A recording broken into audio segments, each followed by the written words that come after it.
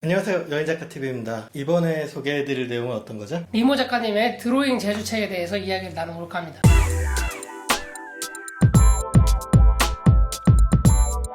제주에 머문 기간이 꽤 기셨어요. 그래서 나온 책이 지금 드로잉 제주랑 또 한 권이 어떤 거죠? 이번에 나온 게? 나의 삶엔 바람이 붑니다 라는 독립출판. 네. 그래서 총 2권의 책을 내셨는데 그만큼 책이 나왔다는 거는 제주에서 꽤 긴 시간을 작업을 했다는 얘기잖아요. 제주에 얼만큼 계셨는지 네. 좀 궁금하거든요. 한 번에 가서 길게 있었던 적은 그렇게 많지가 않고 드로잉 제주 책 같은 경우에 2016년도 7월에 나왔는데 2015년도 봄부터 2016년도 여름 전까지 한 6월까지 1년 좀 넘는 시간 동안 제주도를 뭐 짧게는 2박 3일 네. 뭐 1박 2일 심지어 갔다 온 적도 있고요. 길게는 한 5박 6일씩 뭐 이렇게 해서 한 30번 정도 네, 왔다 갔다 하면서 그때는 이제 결혼을 안 한 상태였기 때문에 좀 자유로웠습니다. 그래서 좋아했던 제주를 마음껏 사계절을 보고 싶어가지고 서울에 이제 베이스를 두고 일을 하고 있었기 때문에 길게 내려갈 수는 없었지만 뭐 한 달에 3-4번 내려간 적도 있고요. 그렇죠. 1년 남짓한 기간에 30번이면 한 달에 평균 2번 이상이잖아요. 네. 그래서 거의 매달 내려갔는데 여러 번 내려간 달도 있고 이렇게 왔다 갔다 하면서 만든 책입니다.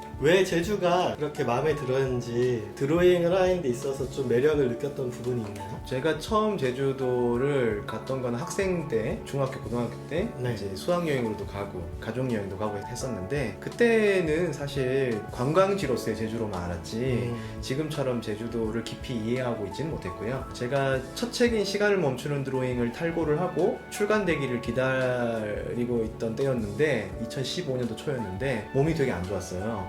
첫 책 쓰는데 너무 스트레스를 그렇죠. 받아가지고 스트레스 많죠. 예, 첫 책이니까 의미부여도 많이 됐고 그쵸. 그래가지고 막 속도 좀 안 좋고 많이 지쳐있을 때에 그 여동생과 함께 3박 4일 여행을 제주도로 갔었어요. 보통 남매가 여행 잘 안 가거든요. 이제 저희도 처음으로 남매가 여행을 갔었는데 동생도 그렇고 저도 그렇고 여행 스타일이 막 그렇게 엄청 막 쫓아다니면서 일정을 챙기는 스타일이 아니어가지고 그냥 동네 마을 돌아다니고 보고 싶은 몇 개 보고 맛있는 밥 먹고 처음으로 눈치 안 보고 편하게 그냥 시간을 쓰면서 제주도를 머물러 봤는데 그리고 이제 원래 코스를 통째로 다 가진 않았지만 일부 구간 걸어보기도 하고 네. 했을 때 그 제주도 자연이 주는 포근함이나 어떤 치유의 느낌들이 너무 좋아서 제가 또 몸이 지쳐 있을 때 가다 보니까 너무 그게 좋았어요. 그래서 그 여행 끝나고 나서도 몇 번 더 제주도를 혼자 여행을 하게 됐었고 올레길도 걸어보고 하다 보니까 내가 그리는 그림 여행의 방식과 제주도에서 머무는 여행이 느낌이 굉장히 잘 맞겠다라는 생각을 하게 됐고 그 여행을 몇 번 하다 보니까 자연스럽게 그림으로 담는 여행을 하게 됐던 것 같아요. 드로잉 제주 책에 보면 정말 많은 그림이 들어가 있죠, 당연히. 근데 그 가운데 가장 마음에 들었던 그림이 있으신가요? 좋아했던 그림이 몇 가지가 있는데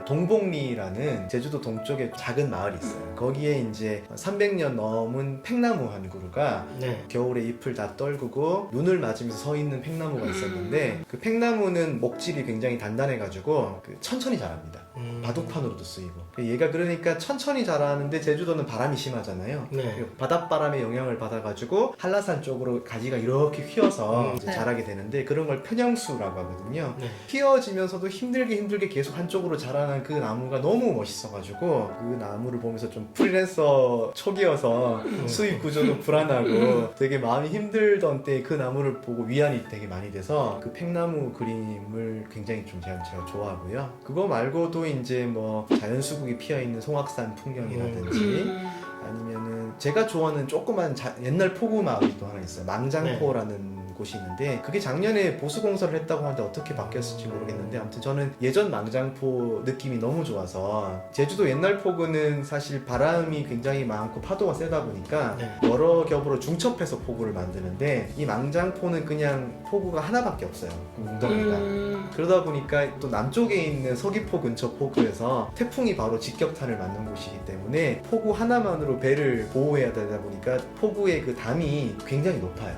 그래서 그 유명한 관광지는 아닌데 가보면은 어머니 품처럼 굉장히 아늑하고 포근한 느낌이 들어가지고 제가 그 근처에 공천포라는 마을 여행하다가 망장포를 우연하게 가게 됐는데 그곳을 좋아서 또 그려보기도 하고 이렇게 제가 관광지보다는 그 제 발길 우연히 닿았다가 좋아지게 된 이런 풍경들을 좀 많이 그려보고 좋아하고 있어요. 실제로 여기 안에 보면 뭐 카페나 아니면 뭐 고양이 그림도 있고 네네네. 도서관 그림도 있고 굉장히 좀 많은 걸 담았더라고요. 갑자기 궁금한 게 그게 있어요. 보통 우리가 이제 제주도 가면 흔하게 알려진 관광지 위주로 다니잖아요. 그래서 지금 말씀하신 장소들 얘기 들어보면 사실 일반 여행자들이 많이 가는 곳은 아닌데 그런 데는 이제 어떻게 가게 되나요? 보통 찾아서 가게 되나요? 제가 그런 걸 다 알아서 가진 않았고 보통 이제 수국이 피어있는 송악산 같은 경우에는 송악산이 원래 유명한 네. 관광지이고 그 둘레길이 유명한데 그쵸 그쵸. 제가 우연히 그때 그냥 6월 말에 갔어요. 왜 그때 간지 모르겠는데 6월 말에 송악산을 걸으면은 초여름이죠. 네네. 초여름에 자연 수국이 피어요. 그 송악산에 군부리 안에 야자수 몇 그루가 있고 그쵸 그쵸. 거기가 옛날부터 수국이 피던 자연 수국 밭인데 그걸 그때 봐서 너무 좋았고 그러니까 이제 둘레길을 걷다가 거기는 만나게 된 거고 그리고 이제 망장포 같은 경우에는 그 옆에 공천포라는 마을이 좋아가지고 그냥 마을에 머무는 여행을 하다가 그 옆에 신례천이라는 하천이 흐르는데 그 하천 건너편에 포가 있는 거예요. 근데 썰물 때면 거기를 갯바위를 건너서 갈 수 있거든요. 마을을 그냥 한량처럼 그쵸. 1박 2일 머물다 보니까 가고 싶어진 거예요. 눈에 보이니까. 저기 포가 한번 가볼까 했는데 너무 좋았어요. 그런 식으로 저는 이제 여행을 선으로 하느냐 점으로 하느냐 그 얘기를 많이 하는데 관광지를 차로 가서 찍고 다니면은 가는 중에 여행지는 그쵸. 다 놓치는 거잖아요. 네, 그래서 저는 그냥 올레길도 걷고 올레길이 아니더라도 그 동네 길을 걸어보기도 하고 한 동네에 오래 머물기도 하고 좀 이어지는 여행을 하려고 노력하다 보니까 그냥 관광지가 아니고 정말 평범한 풍경이더라도 나한테 좋을 수 있구나 내가 좋아하는 공간일 수 있구나 이런 경험을 좀 자주 했던 것 같습니다. 그쵸. 기대하지 않았던 곳에서 감동의 순간을 만난 게 아닌가 네. 싶네요. 그래서 더 제주스럽기도 해요. 그쵸. 네. 그런 공간들은 그래서 상업화되지 않고 너무 자본의 냄새가 나지 않기 때문에 그래서 그런 조그만 마을들을 또 가면 또 심심하다고 하실 수 있는데 저는 그림을 또 그리니까 심심할 틈은 없죠. 네, 그냥 조금 다른 풍경 거기에 있는 강아지 하나를 그래도 재밌거든요. 그런 식으로 머무는 여행과 그림이 참 찰떡궁합이에요. 잘 맞네요. 네. 제주도를 한 3-4번 가면은 관광지는 웬만하면 다 그쵸, 가는 것도 그쵸. 가거든요. 그래서 더 이상 제주도 갈 일이 없다라고 하시는데 저는 마을 하나하나도 너무 매력있고 계절에 따라 또 그 다른 것들을 그림으로 담아내는 재미가 있기 때문에 이렇게 제주도를 오래 왔다 갔다 했음에도 아직도 볼 게 많아요. 가고 싶은 것들이 많이 있죠. 드로잉 제주책 말고 얼마 전에 나의 삶엔 바람이 분다라는 책이 나온 걸로 알고 있어요. 그 책은 다른 분이랑 공동 작업을 하셨다고 들었거든요. 네, 드로잉 제주는 2016년도 여름까지 기록한 그림들이고 네. 그 뒤로도 제주 그림을 계속 그리고 있었는데 딱히 뭐 책으로 내겠다는 생각은 없었어요. 근데 즐겁게 계속 그리고 있었는데 그 연희동에 원래 있었던 지금은 이제 서교동으로 옮긴 네. 책방연이라는 책방이 있고요. 그 책방 운영하고 계시는 구선아 작가님께서 글을 쓰시고 제가 그렸던 제주 그림들을 같이 해가지고 독립출판 해보자라는 프로젝트로 만들어진 책입니다. 일단 제목이 되게 좋아요. 맞아요. 왜냐면은 바람이라는 게 빼놓을 수 없는 상징이잖아요. 네네. 구선아 작가님도 제주도에 굉장히 애착이 많으시고 그 제주도 책방들 이야기로 책도 낸 적이 있으셔가지고 그런 제주도만의 어떤 기후나 어떤 정서에 대해서 좀 잘 아시는 분이었어요. 그래가지고 같이 작업하기에 굉장히 편했죠. 저도. 그러면 이제 그 책은 독립출판이긴 한데 에세이적인 이야기하고 니모 작가님의 그림이 들어가 있는. 근데 이제 굉장히 문장 자체는 간결하고 아주 짧게 들어가 있어가지고 포토 에세이 같은 느낌으로 아. 쓱 넘어가는 그러니까 드로잉 에세이 약간 느낌. 그쵸. 네네. 텍스트는 아주 간결하게. 네네. 그러면 그 책은 어디서 만날 수 있는 거죠? 그 책은 현재는 제가 알기로는 책방연이 오프라인 서점이랑 네. 그리고 이제 책방연에서 운영하는 스토파 네. 스마트 스토어 네이버에 거기에서 지금 판매를 하고 있어요. 네. 개인적으로 궁금한 게 그 어느 계절이 좀 다르게 다가왔는지. 여름 빼고 다 좋죠. 여름 빼고. 여름 너무 습하고 덥고 그리고 사람 너무 많잖아요. 그쵸. 함덕이나 저기 좀 유명한 협재 가면 사람 버글버글 해가지고 그쵸.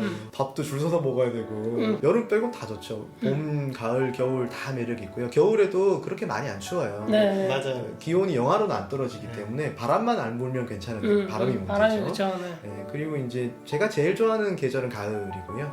10월에서 11월 넘어갈 때 그때가 억새가 가장 아, 장관이어서 좋다, 맞다, 네. 예, 억새를 육지에서도 볼 수 있긴 한데 너무 산지 임야에 펼쳐져 있는 경우는 정치가 좀 덜하고 제주도의 완만한 중산간에 그냥 무더기로 억새가 그쵸. 막 흔들리고 있을 때 그 풍경이 저는 그래서 오름에서 보는 억새도 좋지만 그냥 오름 사이에 있는 그런 들판에 아무것도 지어져 있지 않은 그냥 들판에 있는 억새가 좋아가지고 예, 그런 것들을 지나가다가 보는 것으로 많이 위안을 삼곤 했죠. 저는 용눈이 오름에서 석양 지는 거랑 억새랑 같이 봤는데 그 풍경이 너무 좋거든요. 맞아요. 쉽게 볼 수 없는 그런 느낌이 있어가지고 마음을 그렇죠. 뭉클하게 하는 네. 힘이 있죠. 그래서 그 남동 쪽이 성산 일대가 표선면하고 그 위에 있는 이제 평대기 쪽 그쪽이 가장 개발이 안 되어서 그런 자연 억새나 이런 자연들을 볼 수 있는 가장 좋은 곳인데 저도 예전에 그 따라비 오름이 가을에 전부 거기가 다 억새로 가득 차잖아요. 거긴 원래 유명하죠. 네, 그래서 저도 거기서 그때 바람도 그때 많이 불어가지고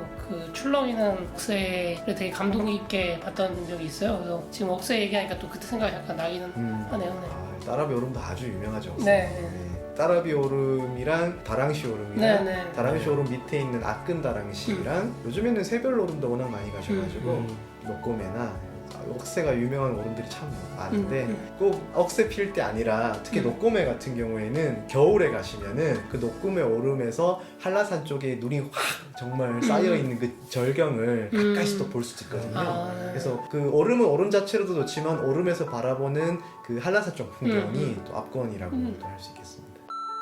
요즘에 또 마을에 재미난 공간들이 많이 생겨가지고 마을에서 생산된 어떤 걸로 만드는 소품샵이라든지 아니면 책방들 이게 굉장히 많이 생겼어요. 그래서 요즘에는 진짜 특별한 관광지가 아니라 그냥 마을 여행하기에도 굉장히 좋은 제주도가 되고 있지 않나 이런 생각이 그게 굉장히 올바른 방향인 것 같아요. 그쵸. 유명한 관광지만 들리는 게 아니라 그 마을에서 뭔가를 함께 할 수 있는 거를 만들어내고 그거를 소비할 수 있는 여행자가 간다는 것 자체가 네. 그 지역의 발전에 좀 많은 도움을 주죠. 그리고 이런 책방들은 뭔가를 굉장히 소모해서 발전하고 싶다라는 느낌보다는 몇몇 책방들에서 인상 깊었던 게 그 지역에 있는 동네에 사는 학생들의 어떤 학습장으로 사용된다든지 교류가 없던 주민들이 그 공간을 통해서 교류하는 어떤 지역 공동체의 장이 된다든지 이런 프로그램들을 운영하는 곳이 많아서요. 예전처럼 그냥 주민의 삶과 동떨어져 있던 어떤 사업장이라는 느낌이 아니라 삶 속에 뛰어드는 공간으로 좀 책방들이 변신하고 있다는 게 요즘 굉장히 주목할 만한 점인 것 같습니다.